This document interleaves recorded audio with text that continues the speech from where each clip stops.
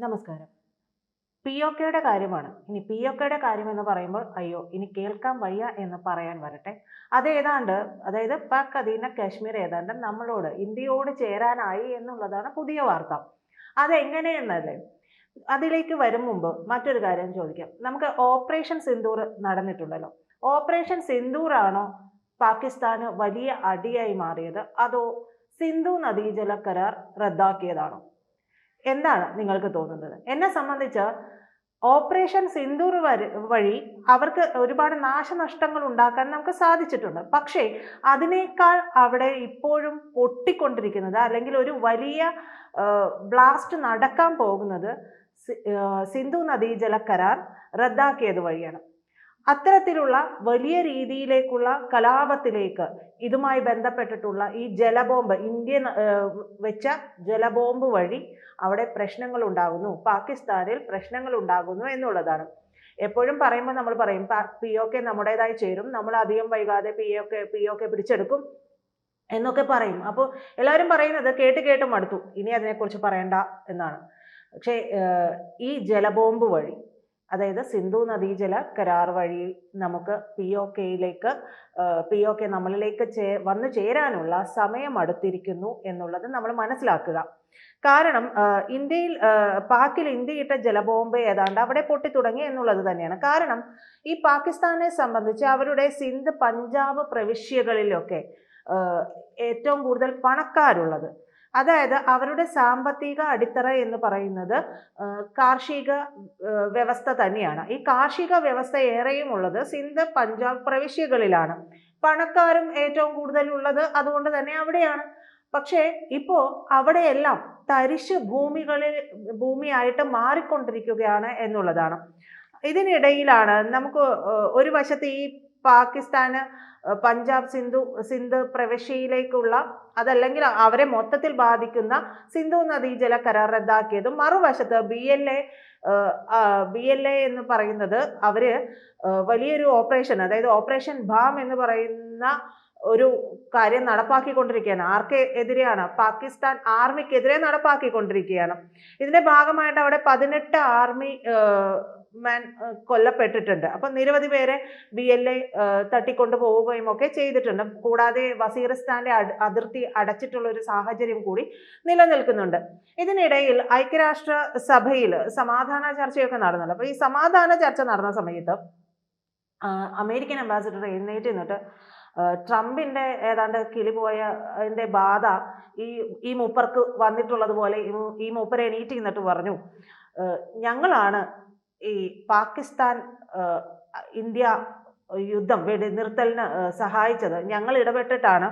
അപ്പോൾ അത് അങ്ങനെയാണ് എന്നൊക്കെ പറഞ്ഞു വലിയ രീതിയിൽ വിടുവായൊക്കെ പറഞ്ഞു. അപ്പോൾ ഇന്ത്യൻ പ്രതിനിധി പർവതേനി ഹരീഷ് പറഞ്ഞു, ഇത് കുറെ നാളായിട്ട് കേൾക്കുന്നുണ്ട്, അതായത് ഈ വിഷയം ഉണ്ടായപ്പോൾ തുടങ്ങി ഞങ്ങൾ ഇത് കേട്ടോണ്ടിരിക്കുകയാണ്,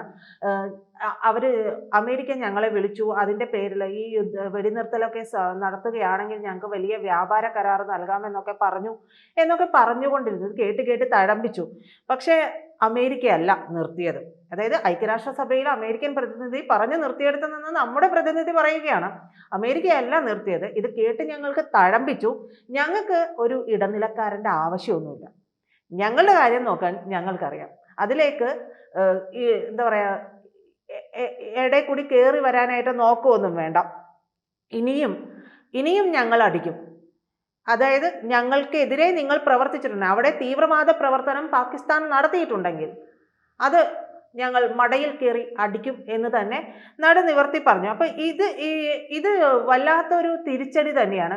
പാകിസ്ഥാൻ അതിൻ്റെ ഇടയിൽ ഷെഹബാസ് ഷെരീഫ് നമ്മളോട് പറയുന്നുണ്ട്, from the bottom of our heart ഞാൻ പറയുകയാണ്, ഞങ്ങൾ ചർച്ചയ്ക്ക് തയ്യാറാണ്, നിങ്ങളൊന്ന് ചർച്ചയ്ക്ക് വരൂ, നിങ്ങൾ ചർച്ചയ്ക്ക് വന്നിട്ട് നമുക്ക് സംസാരിക്കാം, ഞങ്ങൾക്ക് ഇവിടെ നിക്കക്കളി ഇല്ല എന്നൊക്കെ പറയുകയാണ്. എന്തിനാണ് അത് പറയുന്നത്? കാരണം അവിടെ ഷെഹബാസ് ഷെരീഫിനെ സംബന്ധിച്ച് അവിടെ വലിയ വിഷയങ്ങളാണ്. കാരണം അസിം മുനീർ ഈ മൂപ്പരെ സൈഡാക്കിക്കൊണ്ട് അസിം മുനീർ പ്രധാനമന്ത്രി പദത്തിലേക്ക് കയറാൻ നോക്കി നിൽക്കുകയാണ്. അപ്പോൾ പ്രധാനമന്ത്രി പദത്തിലേക്ക് അസിം മുനീർ കയറുമ്പോൾ അതിൻ്റെതായ ഒരു നീക്കങ്ങളൊക്കെ ഈ പാകിസ്ഥാനിൽ നടക്കും എന്നുള്ളത് കൂടി നമ്മൾ മനസ്സിലാക്കണം. ഷെഹബാസ് ഷെരീഫ് എന്ന് പറയുന്നത് വെറും പാവയാണ്, മൂപ്പർക്ക് അവിടെ ഒന്നും ചെയ്യാനില്ല.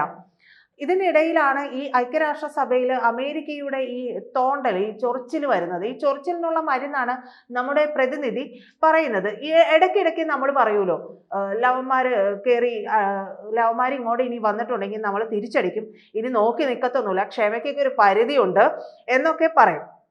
അപ്പൊ ഈ മറുപടി, പർവ്വതേനി ഹരീഷിന്റെ ഈ മറുപടി കേട്ടപ്പോൾ അവിടെയുള്ളവരൊക്കെ ആകെ സ്തംഭിച്ചു പോയി. കാരണം എൻ്റെ ഇന്ത്യ ഇങ്ങനെയല്ലല്ലോ, ഇത്ര നാളായിട്ട് ഇങ്ങനെയല്ലല്ലോ, ഞങ്ങളൊന്ന് പറയുമ്പോൾ വായും പൊത്തി അവിടെ പഞ്ചപുച്ഛം അടക്കി നിന്നുകൊണ്ടിരുന്നതാണല്ലോ, ഇവരെന്താ ഇങ്ങനെയൊക്കെ പറയുന്നത് എന്നുള്ള രീതിയിലേക്ക് ചിന്തകൾ പോവുകയാണ്.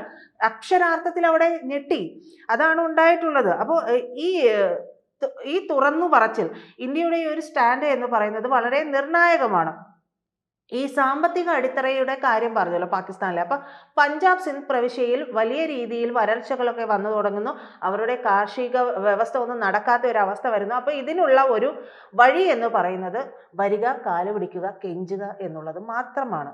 അതായത് Shehbaz Sharif from the bottom of my heart എന്നൊക്കെ പറഞ്ഞത് മറ്റൊന്നും കൊണ്ടല്ല.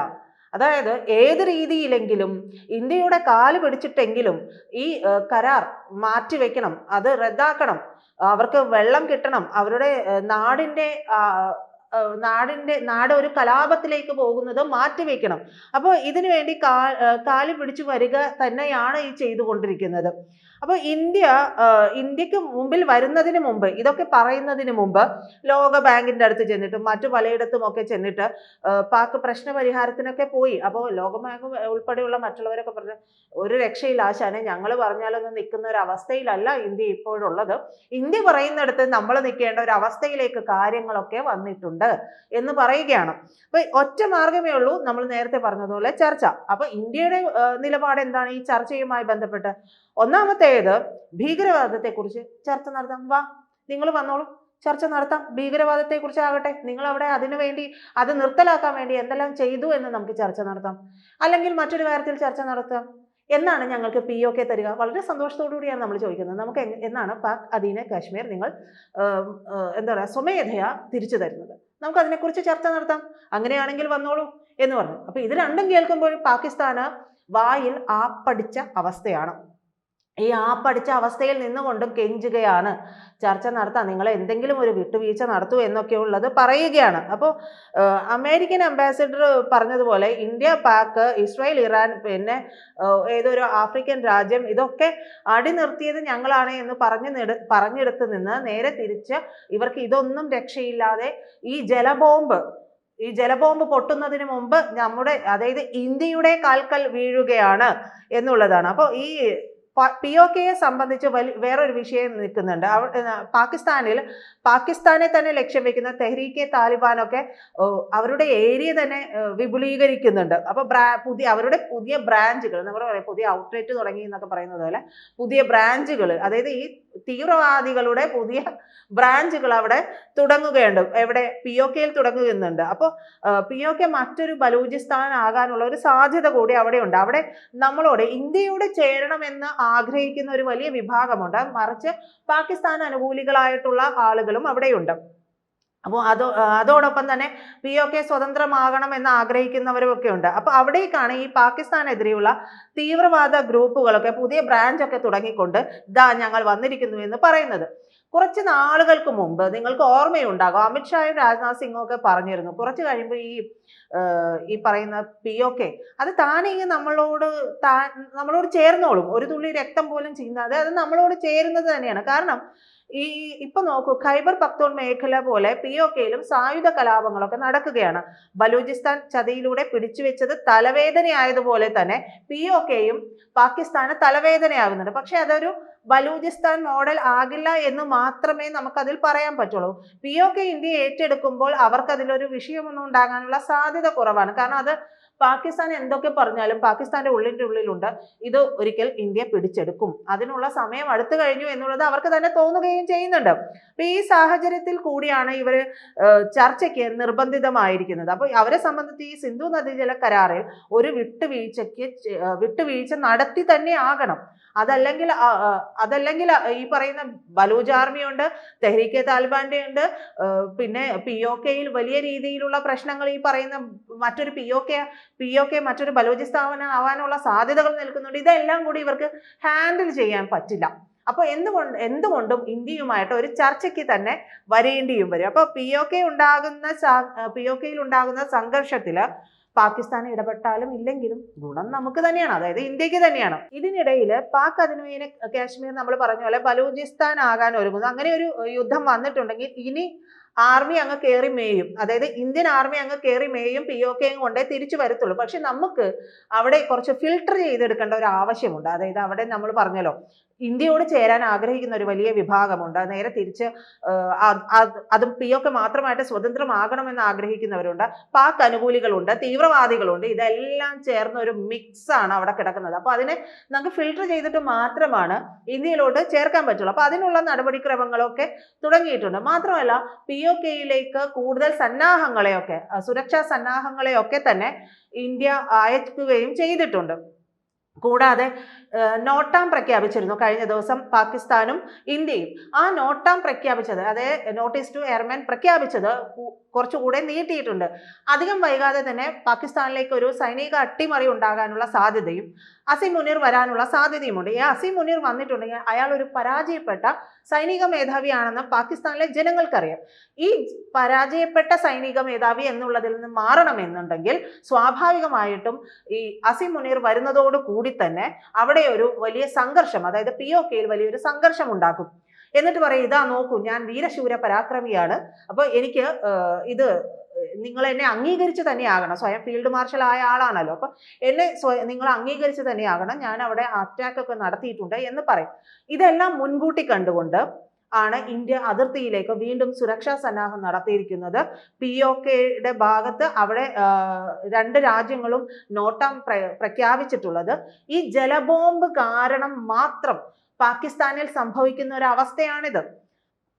ഈ പറയുന്ന സിന്ധു നദീജല കരാർ മാത്രം ഉണ്ടാകുന്ന സമയത്ത് എങ്ങനെയെങ്കിലും ഇവരുടെ കാലിൽ വീഴണം എന്ന് പറയുമ്പോൾ ഉണ്ടാകുന്ന വലിയ വിഷയങ്ങൾ അവിടെ ഉണ്ടാകുന്നു. അപ്പോൾ ഈ വിഷയങ്ങൾ ഉണ്ടാകുന്നതിനെ സാധൂകരിക്കുകയും ചെയ്യണമെന്നുണ്ടെങ്കിൽ അസീം മുനീറിന് അവിടെ ഇത്തരത്തിലൊരു ആക്രമണം, ഒരു സംഘർഷം അവിടെ ഉണ്ടാക്കി തന്നെ ആകണം. അപ്പോൾ ഇത്തരത്തിലുള്ള വിഷയങ്ങളിലൂടെ പാകിസ്ഥാൻ കടന്നുപോയിക്കൊണ്ടിരിക്കുകയാണ്. എത്രയും പെട്ടെന്ന് തന്നെ POK നമ്മളിലേക്ക് വന്നു ചേരും എന്നുള്ളതാണ് ഏറ്റവും പുതിയ വിവരം. കൂടാതെ ഈ ജലബോംബ് എടുത്തു മാറ്റാൻ, അതായത് തലയ്ക്ക് മുകളിൽ തൂങ്ങിക്കിടക്കുന്ന ഈ ജലബോംബ് എടുത്തു മാറ്റാൻ വേണ്ടി പാകിസ്ഥാൻ ഏതവസ്ഥയിലാണെങ്കിലും അവർക്ക് വിട്ടുവീഴ്ച ചെയ്യണം എന്നുള്ള ഒരു മനോഭാവത്തിലേക്ക് വരികയും ചെയ്യും. ഈ അസീം മുനീർ നടത്തുന്ന വിഷയങ്ങളുണ്ടെങ്കിൽ പോലും അസീം മുനീറിന് പോലും ഒരു ഘട്ടത്തിൽ ഇത് നേരെ തിരിച്ചു പറയേണ്ട ഒരു അവസ്ഥയിലേക്ക് വരും. ഇതെല്ലാം മുൻകൂട്ടി കണ്ടുകൊണ്ടാണ് ഇന്ത്യയുടെയും പോക്ക്.